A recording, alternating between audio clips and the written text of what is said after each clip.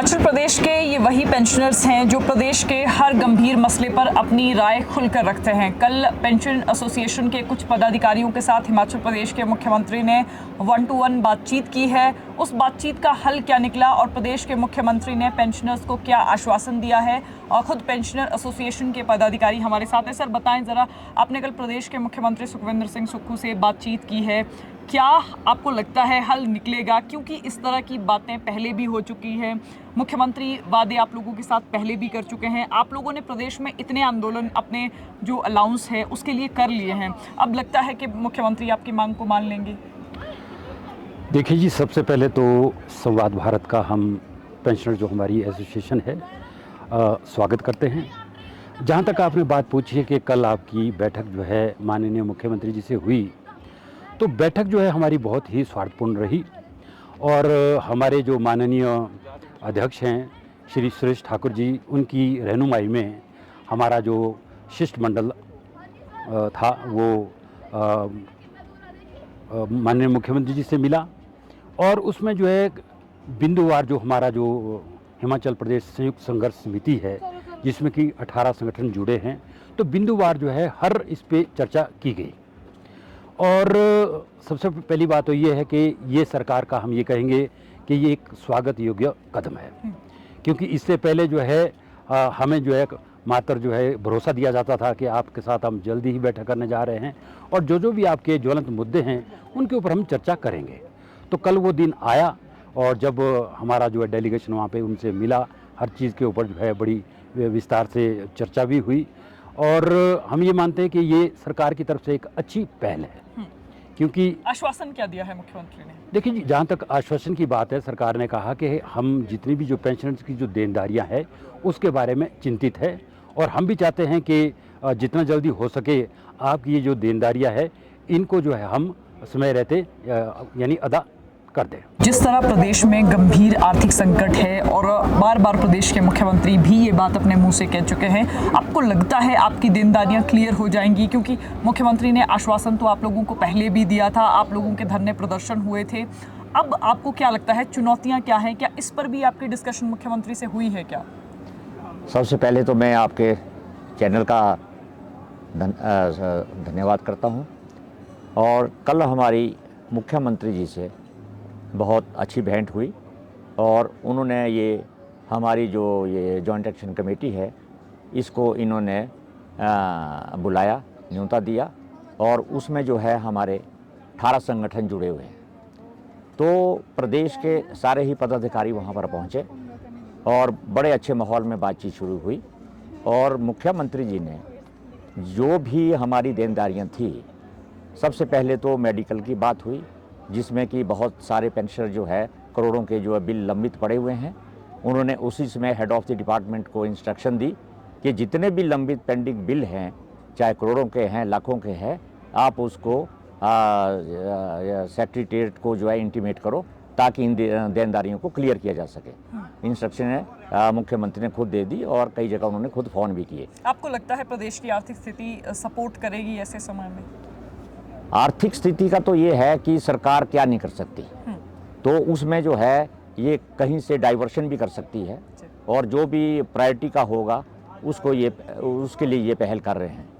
और उसके बाद जो है मेडिकल के बारे में उन्होंने सारी पेंडेंसी के लिए इंस्ट्रक्शन दे दी है और उन्होंने यहाँ तक कहा कि अगर 100 करोड़ का बजट भी लगता है पुरानी पेंडेंसी के लिए तो वो हम उसकी देनदारियाँ क्लियर कर देंगे। सर, जिस तरह से प्रदेश में आपको भी पता है कि आर्थिक संकट है, ऐसे में पहले चीफ सेक्रेटरी के यहाँ से एक चिट्ठी आती है कि प्रदेश में एक्सटेंशंस नहीं दी जाएंगी, फिर मुख्यमंत्री ने बहुत सारे लोगों को उसके बाद भी एक्सटेंशन दी। आप मानते हैं कि एक्सटेंशन देना प्रदेश में ठीक नहीं है, ये परंपरा ये बदलनी चाहिए? ये बात आप लोगों जो कह रहे हैं ये बिल्कुल ठीक है। एक्सटेंशन का तो मकसद ही नहीं होना चाहिए, स्वयं में भी एक्सटेंशन नहीं लेनी चाहिए। इंसान की इज्जत तब तक रहती है जब तक उसकी सर्विस का पीरियड है, तब तक वो अपनी सर्विस करे और रिटायर हो के चला जाए। वो कितनी इज्जत होती है, रिटायरमेंट के टाइम पर सारे मुलाजिम दफ्तर वाले इकट्ठे होते हैं और विदाई करते हैं, इज्जत मान करते हैं। अगर हम उसके बाद भी इच्छा प्रकट करें कि मेरे को अभी तक भी और एक्सटेंशन दी जाए तो उससे इंसान की इज्जत खत्म हो जाती है। प्रदेश की आर्थिक जो स्थिति इस समय है, उस संकट के लिए आपको क्या लगता है कौन जिम्मेदार है? आपने तो बहुत सारी सरकारें प्रदेश में देखी हैं।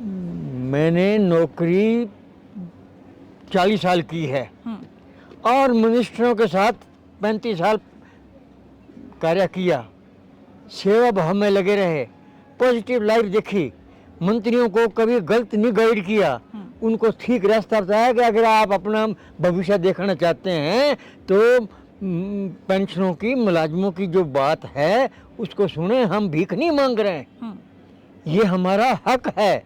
जब सेंट्रल गवर्नमेंट रिवीजन करती है तो सारी स्टेटों में रिवीजन होना चाहिए। तो ये स्टेटें हैं, हमारी स्टेटें हैं या और भी हैं, वो चुप पड़ जाती है तो उनके सिर पर नाराजगी जाती है तो वो उसको भुगतें। वो सरकार कह रही है हमारे पास पैसा नहीं है। आपने भी प्रदेश के मुख्यमंत्री को बार बार ये बोलते हुए सुना होगा, ये बात क्या सही है? आपको लगता है प्रदेश में आर्थिक संकट है? क्योंकि अभी हाल ही में HRTC के कर्मचारी थे, वो सैलरी के लिए धरना प्रदर्शन कर रहे थे। इसी तरह फिर आप लोगों की अलाउंसेस हैं। आपको नहीं लगता कि इस आर्थिक संकट के बीच मुख्यमंत्री के लिए भी ये चुनौती रहेगी? चुनौती रहेगी तो भुगतें। जब कुर्सी पर बैठे हैं तो चुनौती को भुगतें।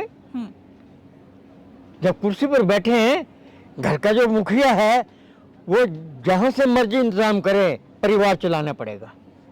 स्पष्ट बात है, ये नहीं है। इस तरीके से मुख्यमंत्री हो चाहे प्राइम मिनिस्टर हो, दिल्ली से केंद्र सरकार जो है बेनिफिट्स को रिलीज करती है। जब केंद्र सरकार रिलीज करती है तो स्टेटों को करने पड़ता है, लेकिन हमारी स्टेट में, हिमाचल स्टेट है, अब यहाँ की आर्थिक स्थिति संकट में समझते हैं, नहीं कर पाते, उसके लिए इनको प्रयत्न करना चाहिए। मुख्यमंत्री सुक्खू की कार्यशैली को किस तरह आप देख रहे हैं? कार्यशैली इनके साथ मैंने काम किया, मेरे सामने तो ये म्यूनसिपल कॉरपोरेशन में थे बने हुए सदस्य।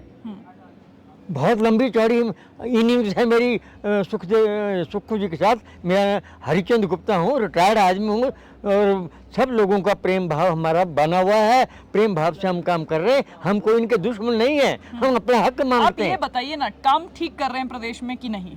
कोशिश कर रहे हैं, ये ठीक है नहीं है तो जनता, हिमाचल की जनता कितनी पॉपुलेशन है वो सब जानते हैं, हर जगह से कमेंट। आप बताइए ना क्या जानते हैं, क्योंकि जनता को भी, मुख्यमंत्री को भी ये पता लगना चाहिए कि अगर वीक पॉइंट्स हैं वो क्या हैं और अगर अच्छे कुछ पॉइंट्स हैं तो वो भी क्या है। वीक पॉइंट्स तो यही है कि सरकार के पास पैसा है नहीं, देनदारियां बहुत है, सीधी बात है, देनदारियां बहुत है। क्या पैसा मिसमैनेजमेंट हुई है?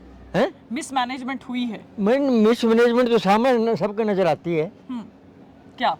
हर तरफ को ध्यान रखना चाहिए इनको, मुलाजमों के लिए भी, जनता के लिए भी, सब जगह के लिए। जब कुर्सी संभाली है तो इनको तो ऑल राउंड चीज देखनी है और सॉल्व करनी है। वीरभद्र सिंह जी और सुक्खू जी में क्या अंतर है? वीरभद्र सिंह जी अब पुराने आदमी थे, उनका राजा शहर के लिए बहुत अच्छा तजर्बा उनका था और बात को सुनते थे। हम उनके पास जाते थे, हजारों की संख्या में पीटर ऑफ में 10-10 हज़ार पेंशन हमने इकट्ठे किए। मैं सेक्रेटरी जनरल रहा, जो मांगी 5-10-15% अलाउंस देने की राजा वीरभद्र सिंह जी ने दी। इसमें तो कोई दो राय की बात नहीं है। इनसे भी हम ये कहते हैं कि भाई बुजुर्ग की बात को फॉलो करो, वो बुजुर्ग थे, उनके पर चिन्हों पर चलो और करो।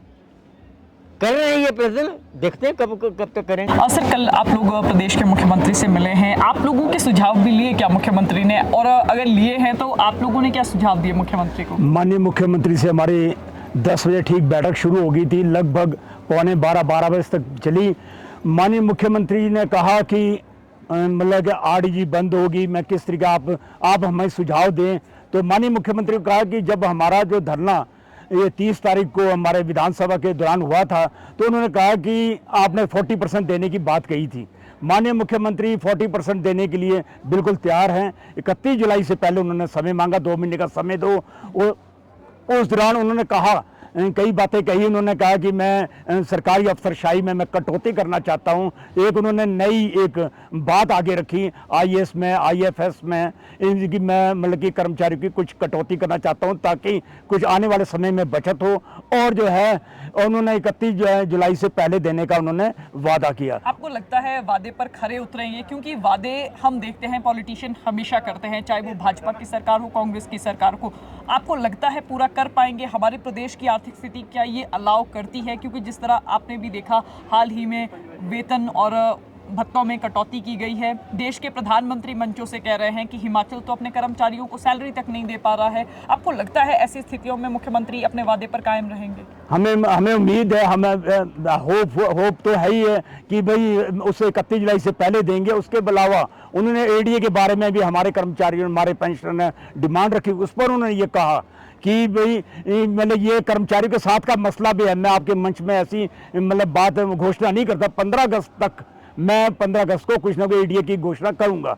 हमें ये लगता है कि माननीय मुख्यमंत्री, हम पड़ोसी राज्य हमारा हरियाणा है, उसमें 60% डीए मिल रहा है। यूपी में, राजस्थान में, बंगाल में मतलब कल ही न्यूज़ देख रहा था टीवी पर 60% डीए। हम 15% डीए कम ले रहे हैं। उस पर भी चर्चा हुई तो माननीय मुख्यमंत्री ने कहा कि मैं किसी भी तरीके से मेरे को कटौती करनी पड़ेगी कोई और स्कीम से, मैं अवश्य जो है आपकी मांग जो मैं पूरी करना चाहता हूं, क्योंकि मैं भी एक मतलब कि कर्मचारी परिवार से बिलोंग करता हूं। तो आपकी मांग मैं अवश्य देना चाहता हूं, लेकिन थोड़ी समस्या है, 2 महीने का समय मुझे दिया जाए। देखिए, आर्थिक संकट आपको लगता है हिमाचल में है, और ऐसे संकट में जब देश के प्रधानमंत्री कह रहे हैं कि इंटरनेशनल स्तर पर भी कई समस्याएं हैं, प्रदेश के मुख्यमंत्री कह चुके हैं कि मैं तो बहुत सारी चीज़ों में ऑलरेडी कटौती कर रहा हूं, तो ऐसे में आपको लगता है कि चुनौतियां मुख्यमंत्री के सामने भी हैं? चुनौतियां होंगी, चुनौतियां तो है, लेकिन मैं जैसे मतलब कि जैसे अभी गवर्नर साहब ने कहा कि मैं हफ्ते में एक दिन में मतलब कि गाड़ी नहीं चलाऊंगा, मतलब हमारी सरकारी गाड़ियां नहीं चलेगी, हेलीकॉप्टर जो है मैं इस्तेमाल नहीं करूंगा। इस तरीके की अगर कटौतियां सरकार करती है तो मैं नहीं समझता कोई मुश्किल हो जाएगी सरकार को देने में, कोई इसमें मुश्किल नहीं होनी चाहिए। नहीं जी, हम देख रहे थे कि 2 दिन पहले एचआरटीसी कर्मचारी सैलरीज के लिए धरना प्रदर्शन कर रहे थे और साथ में कह रहे थे कि टाइमली हमें सैलरी नहीं मिल पा रही है। ऐसे में आपको लगता है कि प्रदेश के मुख्यमंत्री आप लोगों से के वादे पर खरे उतर पाएंगे? और जिस तरह से क्योंकि हमने बहुत सारे लोगों से बात की, लोग कह रहे हैं कि एक्सटेंशन पे एक्सटेंशन दी जा रही हैं, लेकिन हमें हमारे लाभ नहीं दिए जा रहे हैं, चाहे वो कर्मचारी वर्ग हो या फिर आम जनता हो। आप इन दोनों स्टेटमेंट्स को किस तरह देखते हैं? मैं सबसे पहली बात तो मैं आपके चैनल का धन्यवाद करता हूं, और साथ में ही जो हिमाचल प्रदेश के माननीय मुख्यमंत्री सुखविंदर सुक्खू जी से जो हमारी कल बात हुई है और उन्होंने हमारे लिए बात करने के लिए बुलाया था, तो हमारा जो 30 तारीख जो धरना था वो उसी बेस पे हमारे को पहले जो है कि जो राजीव कुमार जो स्पेशल प्राइवेट सेक्रेटरी, उनका फ़ोन आया कि भैया आपसे जो है कि डेट की फिक्स करने की बातचीत करने के लिए। तो माननीय मुख्यमंत्री जी जो 19 तारीख को डेट दी थी, लेकिन वो उसके बाद जब हम परसों गए थे तो उन्होंने कहा कि भाई सीएम साहब खुद आए हुए, तो हमने कहा जी आप हमारी बात जल्दी करा दें, क्योंकि लोग नहीं तो फिर अभी कई चीज़ें हैं कि जो आपको नुकसान कर सकते हैं।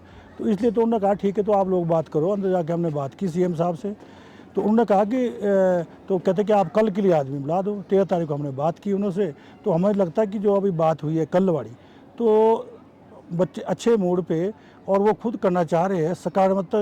सकारात्मक जो उनकी मतलब जो सोच है इस टाइम जो चली है कि वो करना चाह रहे हैं, लेकिन वो चाह रहे हैं कि जो कि उन्होंने कहा कि आप बताओ कैसे मैं कैसे करूँ, तो मेरे को सुझाव दो।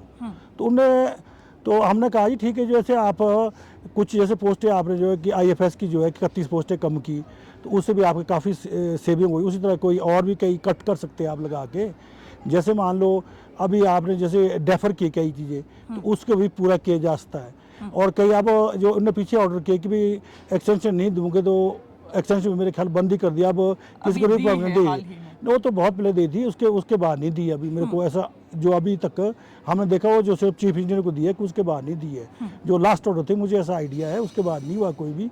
तो मुझे याद है कि भाई वो चाह रहे कि भाई ये बात करके जो कोई ना कोई सोल्यूशन निकाले और कर्मचारियों को देना चाह रहे हैं, चाहे डीए है चाहे आपका पे एरियर है, जो हमारी जो 16 से 22 तक का एरियर देना चाह रहे हैं। तो मेरी आशा है कि वो जो है कि जुलाई 31 से पहले कहते जेसीसी कराऊंगा, और आप लोगों की जो है कि जो मेरा जो डीए जो एरियर है वो आपको दूंगा 40%। आपका जो है ना दूसरा ये? गुट है उससे भी मुख्यमंत्री ने मुलाकात की थी, अब आपसे मुख्यमंत्री ने मुलाकात की है, क्या ये फूट डालो और शासन करो की नीति पर तो मुख्यमंत्री काम नहीं कर रहे? ऐसा नहीं जी, वो जो हमारे जॉइंट एक्शन कमेटी 18 जो संगठन है विभिन्न डिपार्टमेंटों के पेंशनरों के, उनसे बात हुई। वो तो उनके साथ तो बंद है ही नहीं है, वो तो नाम कह सकते। हमारे साथ तो इस तरह की बैठक हुई, पहली बार बैठक हुई जो सीएम के साथ जो अंदर बात हुई है, जो इस तरह के आज तक ना उन्होंने बात को जाते हो साइड से मौका दे के आ जाते हैं, कोई बातचीत नहीं हुई है। जो हमारे से बात हुई प्रॉपरली हुई है, जो ढंग से बात हुई है, हर चीज़ पे 14 हमारे जो हमारी डिमांड थी 14 डिमांड उस पर चर्चा हुई है। दूसरा ट्रांसपोर्टों के बारे में आप पूछा, ट्रांसपोर्ट के बारे में बोला कि भाई इसकी जो अलग से जो मीटिंग करूंगा जो माननीय डिप्टी सीएम के साथ, और जो अपने जो ट्रांसपोर्ट के जो हमारे क्या नाम है, किशोरीलाल नहीं ब्रिजलाल जी, ब्रिजलाल को बोला कि आप अलग से मीटिंग करो, उनको अलग से मीटिंग देके डेट देके अलग से बात करेंगे। कहते उसके लिए जो आप बोले कि भाई 60 लाख रुपए की ऐसे महीने के जो उनका पड़ता है जो सैलरी और पेंशन जो देते, तो मेरे ख्याल बढ़ाने के लिए कुछ बोले। उसमें मेरे ख्याल सब कमेटी बना के नेक्स्ट जो मीटिंग करने जा रहे हैं इस पे ये ट्रांसपोर्टों के बारे में जो ये है। अब आपको लगता है कि तारीख पे तारीख आप लोगों को आने वाले समय में नहीं मिलेगी? एक अंतिम सवाल। देखिए, हमने जो है कि जब उन्होंने हमारे को बातचीत के लिए बुलाया, हमारे से बातचीत हुई है, तो हमें भी जो विश्वास करना पड़ेगा, कहीं ना कहीं हमें भी टिकना पड़ेगा। हाँ, उसके बाद जो हमारे पास ऑप्शन खुली है तो वो जुलाई के बाद देखेंगे, अगर नहीं बुलाते हैं तो अलग बात है।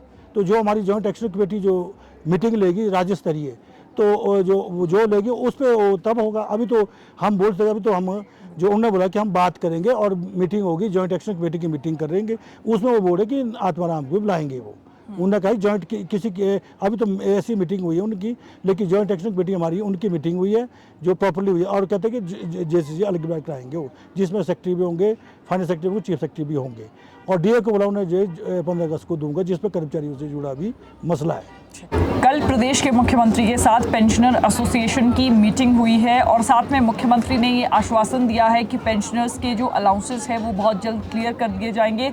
प्रदेश के मुख्यमंत्री ने इनसे आर्थिक स्थिति को लेकर भी चर्चा की है कि चुनौतियां हिमाचल प्रदेश में इस समय जो कर्मचारियों के अलाउंसेस हैं उनको देने में आ रही है, लेकिन बावजूद उसके सरकार की तरफ से प्रयास किए जा रहे हैं। तो फिलहाल संवाद भारत में अभी के लिए बस इतना ही।